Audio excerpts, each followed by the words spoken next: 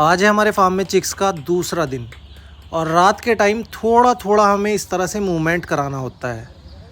अभी वैसे टेम्परेचर तो अच्छा बना हुआ है, लाइट भी काफ़ी है, लेकिन चिक्स को हैबिट रहती है शुरू के 2-3 दिन तक तो थोड़ा कॉर्नर में जाने की या जिस तरफ पर्दे रहते हैं उस साइड जाने की। तो हम थोड़ा थोड़ा इस तरह से मूवमेंट करा देते हैं रात में 1 या 2 बार। इससे क्या है, चिक्स जो साइड में बैठे रहते हैं जिनको पानी नहीं मिल पाता, वो भी मूवमेंट करके पानी पी लेते हैं। तो रात में आप इस चीज़ का ख्याल रखिए। और आप देख लीजिए हमारा पूरा पोल्ट्री फार्म रात में कुछ इस तरह से है।